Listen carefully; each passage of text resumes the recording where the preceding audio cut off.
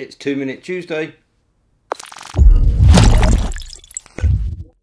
Hi, Tony here, welcome to the cave, and here's a quick review of the Klim Rambler glove. The Rambler glove comes from Klim's 626 range. It's a straightforward, simple deerskin glove, no fuss, but it's got a little bit of added tech to it. It's an unlined glove, so it's very comfortable on the skin. It has perforations in the fingers on the outside and the inside, as well as the thumb, to give you that little bit of airflow. It has a simple Velcro fastening, and the only bit of branding you get is a very small embossed Klim logo. The thing that sets these gloves apart from some of the other deerskin gloves is the inclusion of Pour-On XRD protection. So Pour-On XRD is a urethane-based polymer foam made by the Rogers Corporation. And the closest comparison I can make to a brand that you may know is D3O. It's a soft, pliable material with amorphous properties. So that means when you hit it, it stiffens instantaneously. Deerskin is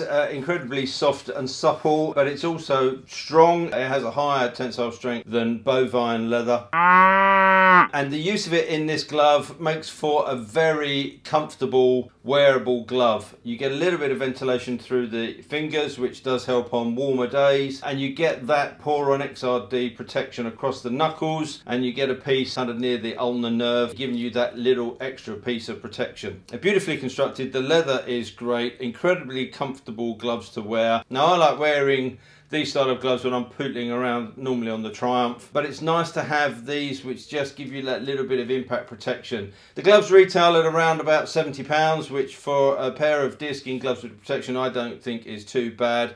Fair price. I hope you found that useful. Any questions or comments, drop them down below. And other than that, all I need to say is thanks for watching, and until next time, take care, ride safe, and I'll see you soon.